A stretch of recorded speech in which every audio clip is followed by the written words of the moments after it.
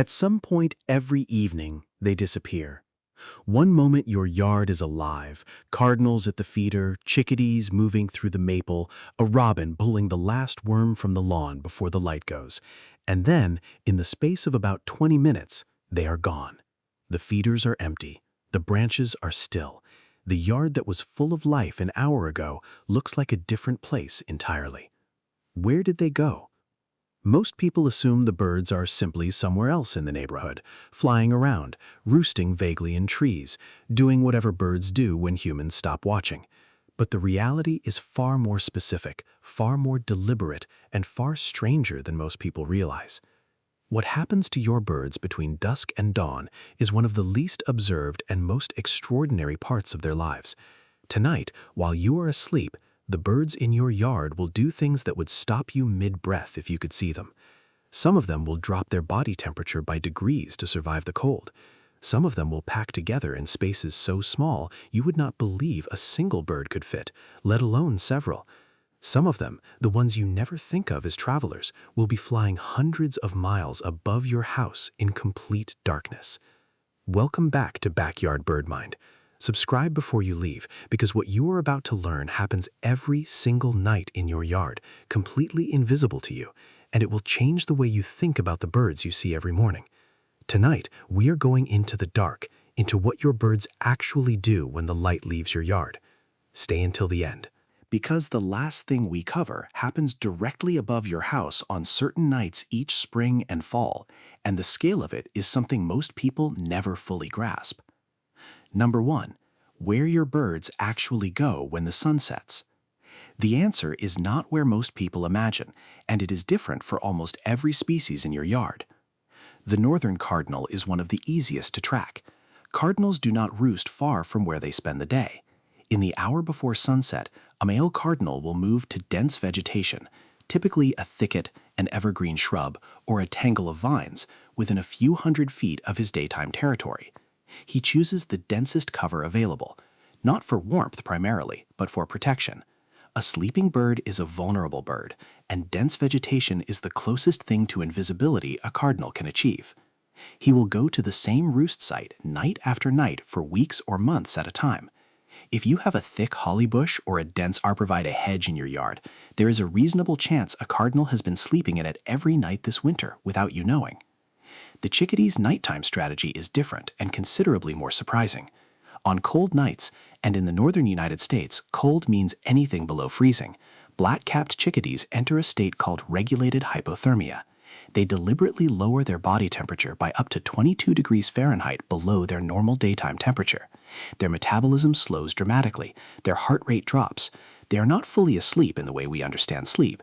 They are closer to a controlled shutdown, conserving enough energy to survive temperatures that would otherwise require burning fat reserves they cannot afford to lose. A chickadee weighs about 11 grams. That is roughly the weight of 2 pennies.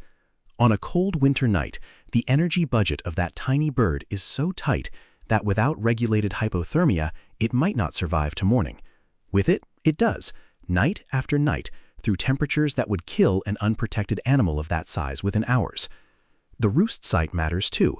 Chickadees find cavities, old woodpecker holes, gaps in tree bark, nest boxes, and sleep inside them.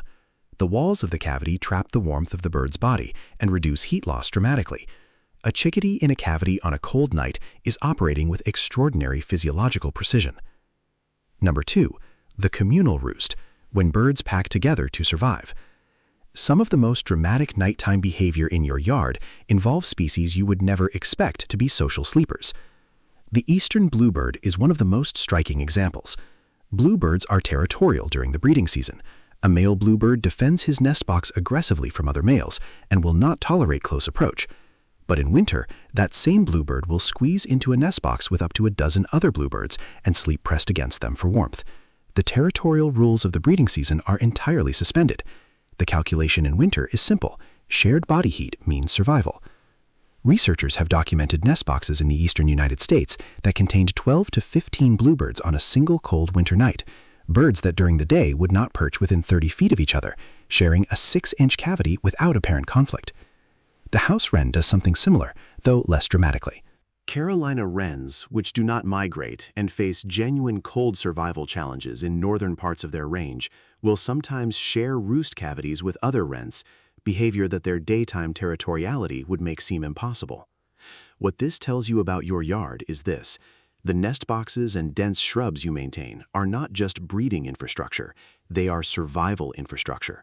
On the coldest nights of winter, those structures are the difference between birds that wake up in your yard tomorrow morning and birds that do not. Number 3. How birds navigate the dark and what they are listening for. A sleeping bird is not fully switched off. It is operating in a mode that most people never think about, a half-awake state of continuous environmental monitoring that researchers call unihemispheric slow-wave sleep. Many birds can sleep with one eye open, literally. One hemisphere of the brain enters a sleep state, while the other remains active and alert, the open eye scanning for predators. The sleeping and waking hemispheres switch periodically, so both sides get rest, but the bird is never completely unconscious in the way a sleeping human is. Cornell Lab of Ornithology researchers studying mallard ducks first documented this clearly. Ducks sleeping in a row at the edge of the group kept the outward-facing eye open, monitoring the environment, while ducks in the center of the group slept with both eyes closed. The vigilance was distributed across the flock. The same principle applies to the birds in your yard. When a chickadee is roosting in a tree cavity on a winter night, it is not fully asleep. It is monitoring. The snap of a branch, the scrape of a claw on bark, the presence of a predator moving through the yard, all of these can trigger immediate alertness. This is why the sounds of your yard at night are not just background. The great horned owl that calls from the oak tree at 10 p.m. is being heard by every bird roosting within range. The alarm call of a robin flushed by a cat at midnight travels to sleeping chickadees nearby. The nighttime yard has a sensory network running through it, even when it looks completely still. There is something worth sitting with in that. The yard you look at through your window at midnight, dark, still, apparently empty, is not empty at all.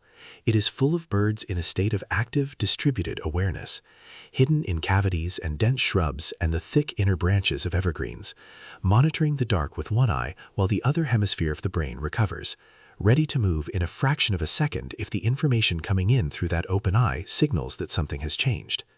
They are there, you simply cannot see them, and they are paying far more attention to the night than you are. Number 4. The birds you never knew were nocturnal. Most people think of their backyard birds as entirely daytime creatures: the cardinal at the feeder at sunrise, the chickadee through the morning, the robin on the lawn all afternoon. Nighttime in this mental model belongs to owls and not much else.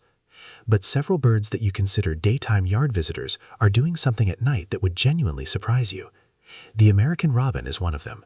Robins are early risers, often the first bird singing before dawn, which is why the robin features so prominently in descriptions of the dawn chorus.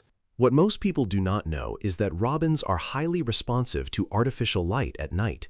In urban and suburban areas, robins in well-lit yards will begin singing hours before dawn, sometimes as early as 1 or 2 in the morning, because the artificial light triggers the same hormonal response as natural sunrise. If you have ever heard birdsong in the middle of the night in a lit neighborhood, it was almost certainly a robin. The mourning dove presents a different surprise. Doves are among the heaviest sleepers in the backyard bird community during the day, slow-moving, unhurried, seemingly oblivious. But mourning doves are capable of remarkable nocturnal alertness when threatened. A dove that has been sitting motionless on a branch all afternoon will launch into fast, whistling flight in complete darkness if a predator approaches. The wing whistle of a flushing dove, that distinctive high-pitched sound as the wings cut the air, is itself a communication signal that alerts other doves to danger even in the dark. And then there are the birds that, on certain nights, are not in your yard at all. Number 5. What is flying over your house right now? This is the part that changes the way you think about the night sky above your neighborhood. Twice a year, the night sky above your house fills with birds. Not dozens, not hundreds. On peak migration nights in late April and early May, and again in September and October, the number of birds crossing over a single point in the eastern United States in a single night can reach into the millions. These are your birds, not exotic species from distant continents. The wood thrush that visits your yard in summer, It left last October and has been in Central America since then, and right now, in late April, it is flying north at night above your house. The ruby-throated hummingbird that will arrive at your feeder in May crossed the Gulf of Mexico last night in one 900-mile nonstop flight, navigating by stars and magnetic field, burning fat reserves equivalent to a person running back-to-back marathons. Birdcast, Cornell Labs' free migration monitoring system, tracks this in real time using Weather Service radar. On a peak migration night, the radar image of the eastern United States shows what looks like an enormous weather system moving northward. Not rain, not clouds, but billions of birds. The biological mass of migration is large enough to return radar signals that meteorologists had to learn to distinguish from precipitation. This is happening above your house tonight and on many nights this spring. The birds that will spend the summer in your yard, singing from your trees and feeding from your feeders, are passing over you right now in darkness, navigating a continent by light they can see that you cannot, following paths their ancestors traveled for millions of years. The yard goes quiet at dusk, the feeders empty, the branches go still. But what you are looking at when you see that empty yard is not absence, it is concealment. The cardinal is in your holly bush, the chickadee is in the woodpecker hole in the oak, its body temperature dropping, its metabolism pulling back to the minimum required to survive until morning.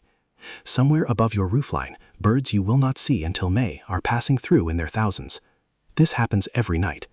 You have been living beside it for years without knowing the full shape of it. Now you know. And the next time your yard goes quiet at dusk, the next time the feeder's empty and the branch is still, you will know that the birds have not gone anywhere. They have just moved into the part of their lives you have never been able to see.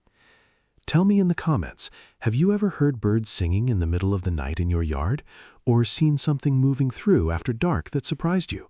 I want to hear about it. I read every one. I'll see you in the next one.